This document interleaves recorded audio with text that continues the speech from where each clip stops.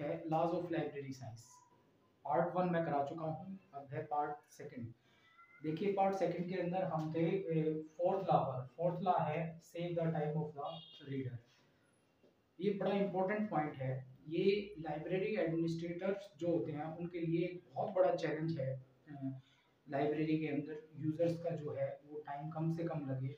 जैसे कई बार क्या होता है, यूजर की जो रिक्वायरमेंट होती है वो मोमेंटली होती है। जैसे ही मोमेंट जो है वो एग्जिट हुआ, वो इच्छा है वो समाप्त हो जाती है।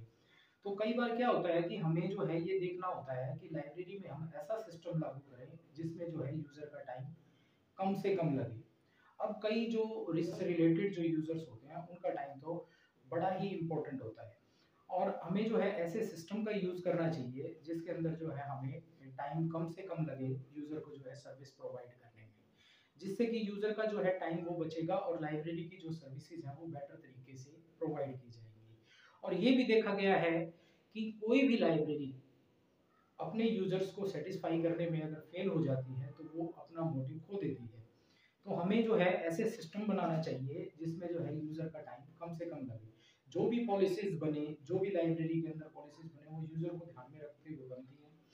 उन्हीं में से मैं इसकी इम्प्लीकेशन की बात करूं तो इम्प्लीकेशन के कुछ पॉइंट्स जो है मैंने लिए हैं। उन पॉइंट्स से जो है हम ऐसा कर सकते हैं लाइब्रेरी के अंदर जिससे जो है यूजर का टाइम कम से कम लगे, ज़्यादा कंज्यूम ना हो। इसमें फर्स्ट पॉइंट है ओपन एक्सेस। जैसा कि देखिए इसके नाम से पता है ओपन एक्सेस लाइब्रेरी के अंदर जाने के बाद ओपन एक्सेस होनी चाहिए। मींस उसे जो है किसी भी प्रकार की कोई रिस्ट्रिक्शंस ना हो लाइब्रेरी में।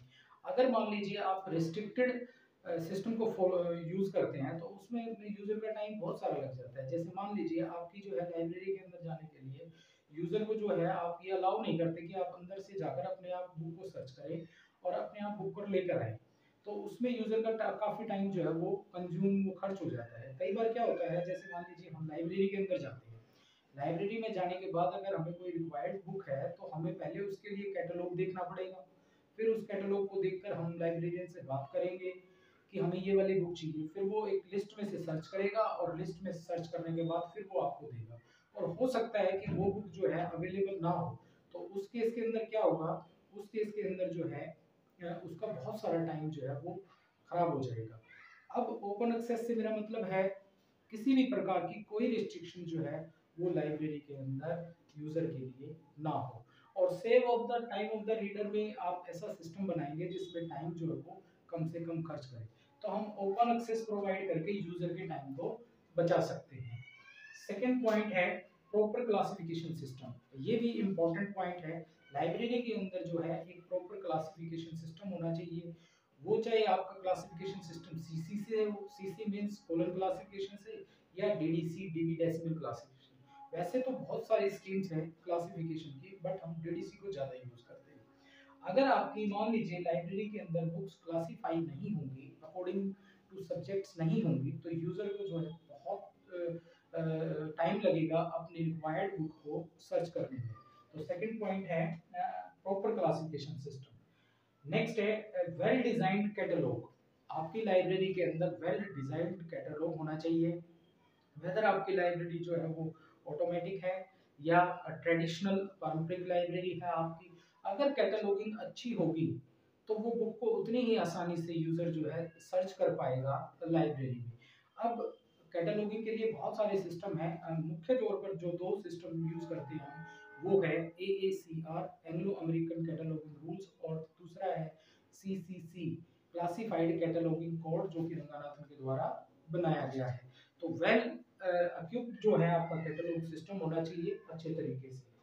नेक्स्ट है चार्जिंग सिस्टम। चार्जिंग सिस्टम से मेरा मतलब है आपका जो बुक को इशू रिटर्न करने का जो तरीका है उसको हम बोलते हैं, इसको हम जो है सर्कुलेशन भी बोलते हैं, सर्कुलेशन सिस्टम। ये सर्कुलेशन सिस्टम जो है बहुत ही इफेक्टिव तरीके से होना चाहिए। जैसे हम पुराने टाइम की बात करें तो उस टाइम पर ब्राउनी की चार्जिंग सिस्टम होता था।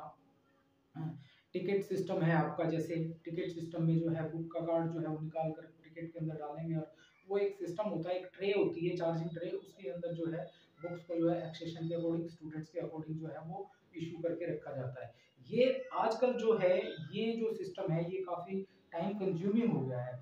अब हम बात करते हैं जैसे आपके जो चार्जिंग सिस्टम है वो आज के टाइम पे कौन से हैं। वो आपका जैसे कंप्यूटराइज्ड चार्जिंग सिस्टम हो गया, बारकोड टेक्नोलॉजी हो गया, RFID हो गया, रेडियो फ्रीक्वेंसी आइडेंटिफिकेशन हो गया।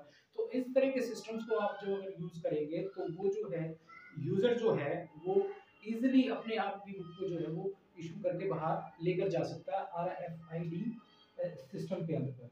तो अगर हम इन सिस्टम्स को फॉलो करेंगे तो इन सिस्टम्स को फॉलो करने से यूजर का काफी टाइम जो है वो बच जाता है। देखिए जो रिसर्च यूजर होते हैं, जो रिसर्च स्कॉलर्स होते हैं, उनके लिए तो बहुत ही इंपॉर्टेंट हो जाता है ये। और एक और बात होती है, अगर मान लीजिए आपका स्टाफ एफिशिएंट है, उसकी कम्युनिकेशन स्किल्स उसके अंदर है, वेल क्वालिफाइड है, तो वो भी जो है बड़ा इंपॉर्टेंट रोल अदा करता है यूजर के टाइम को सेव करने में। अब हम बात करेंगे फिफ्थ लॉ के बारे में। Fifth law, library is a growing organism. देखिए रंगानाथन जी जो है लाइब्रेरी को जो है कंपेयर करते हैं ग्रोइंग ऑर्गेनिज्म।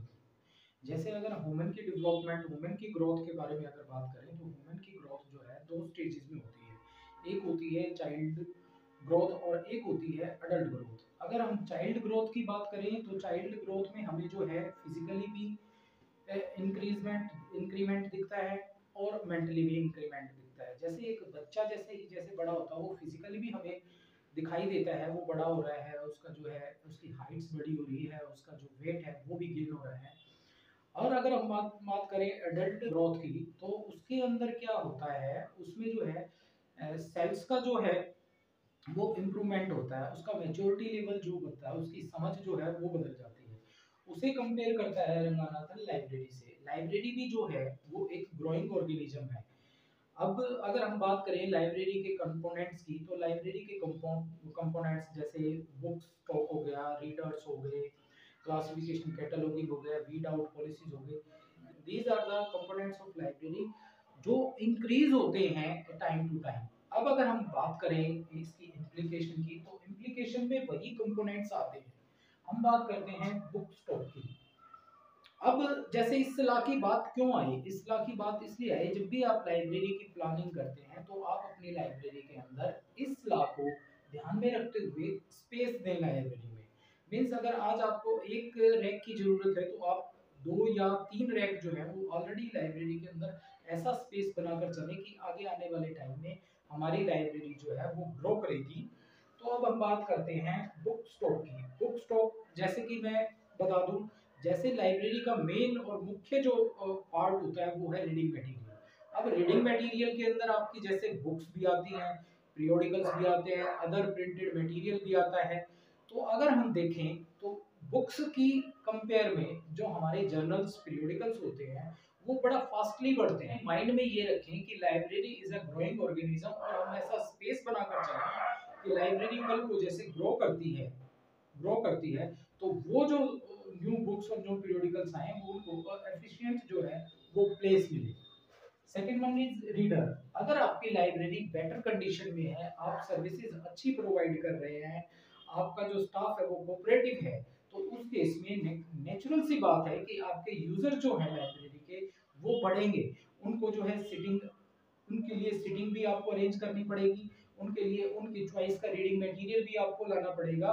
तो आप जब भी लाइब्रेरी को बनाएं, जब भी लाइब्रेरी को शुरू करें, तो आप अपने माइंड में इस फिफ्थ लॉ के इम्प्लीकेशंस को जरूर ध्यान रखें। नेक्स्ट पॉइंट है स्टाफ। अब जैसा कि यूजर बढ़ेंगे, बुक्स बढ़ेगी, मटेरियल बढ़ेगा, वैसे ही जो है आपका स्टाफ भी जो है वो बढ़ेगा। और ये तो देखा गया है कि समय के अनुसार इंसान को जो है वो चेंज होना चाहिए। जैसे नई नई टेक्नोलॉजी मार्केट में आती है, नई नई चीजें हमारे सामने आती है। अब अगर हम बात करें पिछले 30-40 साल से और आज के सिनेरियो में लाइब्रेरी के, तो काफी कुछ जो है न्यू टेक्नोलॉजीज जो है आपकी आ चुकी है।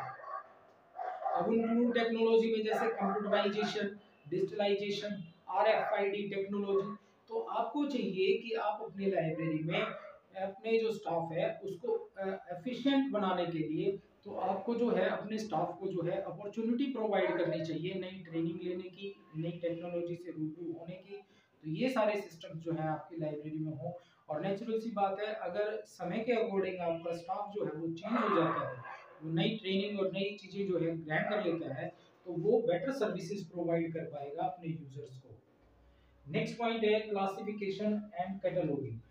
अब अगर आप बात करें, जैसे मैंने बताया कि बुक्स वगैरह बढ़ती हैं, जर्नल्स बढ़ते हैं, रीडिंग मटेरियल जो है आपकी लाइब्रेरी में वो बढ़ता है, तो आपकी क्लासिफिकेशन सिस्टम के अंदर ऐसी हॉस्पिटैलिटी होनी चाहिए कि नए सब्जेक्ट्स जो आने वाले हैं उनको जो है क्लासिफिकेशन में स्थान मिले।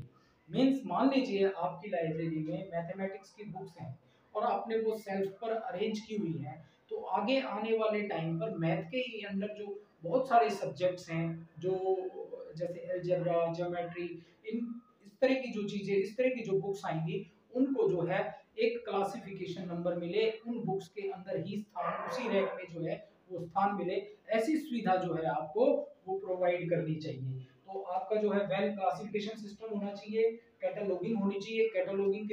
कैटलॉगिंग के लिए जो है आपका कैटलॉगिंग कैबिनेट के अंदर इतना स्पेस हो कि जो नए सब्जेक्ट्स आए वो उन सब्जेक्ट्स को जो है कैटलॉग कैबिनेट में स्थान मिले। बात आती है वीडिंग ऑफ बुक्स। देखिए वीड आउट पॉलिसी जो होती है वो क्या होती है, वीड आउट पॉलिसी में जो जो सिनेरियो के अकॉर्डिंग वो अपना अस्तित्व जो खो चुकी होती है बुक्स, मींस वो रिलेवेट नहीं करती आपकी लाइब्रेरी के नए, जैसे मान लीजिए सिलेबस चेंज हो गया या फिर कोई पब्लिक लाइब्रेरी है, काफी पुरानी बुक हो गई है, आज कम यूज होती है, मींस वो रिविलेंस नहीं है आज के कंटेक्स्ट में, तो उसमें हम क्या करते हैं, वीड आउट पॉलिसी में उन बुक्स को जो है लाइब्रेरी से हटा देते हैं। अब लाइब्रेरी से हटाने का मतलब ये नहीं है कि आप उनको जो है लाइब्रेरी से बिल्कुल ही निकाल दें। हो सकता है आप उनको जो है ऐसी जगह पर रखें, रेयर बुक जो कभी कभी यूज होने वाली जो बुक है उनके स्थान पर रख सकते हैं, या फिर कोई एक पॉलिसी बना लें जो इस स्टॉक को, जो ये आपकी जो बुक्स जो हैं पुरानी हो चुकी हैं, आपके सिलेबस के अकॉर्डिंग नहीं है, या आपके आज के टाइम के अकॉर्डिंग नहीं है, या कट गई हैं, फट गई हैं, यूज में नहीं है, तो उनको जो है लाइब्रेरी से हटाकर एक अलग से स्टैक रूम बना दीजिए, उसके अंदर भी रख सकते हैं। तो इससे क्या होगा, इससे जो है आपकी जो न्यू सब्जेक्ट्स जो होंगे, जो नई जो बुक्स आएंगी, उनको एक स्थान मिलेगा। तो ये देखिए, ये थे आपके 5 लॉज ऑफ लाइब्रेरी साइंस, जो कि रंगानाथन जी ने 1928 के अंदर जो है प्रेजेंट किए थे। फर्स्ट एक्सप्लोजन उसका हमारे सामने आया था, और 1931 के अंदर जो है फर्स्ट टाइम ये जो है बुक की फॉर्म में पब्लिश होकर आए थे। अब हम बात करेंगे इसकी लॉज ऑफ लाइब्रेरी साइंस, जो कि देखिए 1931 में हमारे सामने आए थे, बने थे, और आज के टाइम में भी अगर हम देखें तो वो अपनी एग्जिस्टेंस को नहीं खोते हैं। रंगानाथन की जी की सोच देखिए कितनी वो थी कि उनका जो वो कॉन्टेक्स्ट था, वो जो मोटिव था, वो आज भी जो है हम लोग जो है फॉलो कर रहे हैं। अब अगर हम बात करें समाज की, जहां हम देखते हैं कि पिछले 30-40 साल में जो है कितना चेंज जो है हमारी सोसाइटी के अंदर आ चुका है। हमारा जो है इंफॉर्मेशन को जो ग्रहण करने का तरीका वो चेंज हो गया है, हमें जो है अब नॉलेज हमारे पिन पॉइंट हमारे सामने रहती है। तो इस कॉन्टेक्स्ट में अगर हम इन 5 क्लास को देखें तो ये आज भी अपना रिलेवेंस नहीं खो चुके हैं, और इसी के ऊपर जो बहुत सारे ऑथर हुए हैं हमारे, उन ऑथर्स ने जो है अपनी अपनी विवेचना जो है वो दी है, वो उन लॉज ऑफ लाइब्रेरी साइंस को आज के कंटेक्स्ट में जो है उनकी व्याख्या करते हैं। वो व्याख्या क्या है वो हम देखते हैं, कौन कौन से ऐसे जो ऑथर रहे हैं, स्कॉलर्स रहे हैं, जो रंगानाथन जी के इन लॉज ऑफ लाइब्रेरी साइंस की विवेचना आज के समय में करते हैं। कुछ के पॉइंट्स हम बताएंगे, ज्यादा डिटेल में करेंगे तो वीडियो बहुत लंबी हो जाएगी। हम जो है मोटे मोटे पॉइंट्स को उठाएंगे और समझेंगे कि जो लॉज ऑफ लाइब्रेरी साइंस है वो आज के कंटेक्स्ट में कितनी अहमियत रखते हैं, और कितना, जैसे मान लीजिए आज नई टेक्नोलॉजी आ गई है, आज सॉफ्टवेयर का जमाना है, आज डिजिटलाइजेशन का जमाना है, लाइब्रेरी जो है बहुत सारे सॉफ्टवेयर यूज कर रही है, न्यू टेक्नोलॉजीज यूज कर रही है, तो उनको कैसे कंपेयर करेंगे हम इनसे।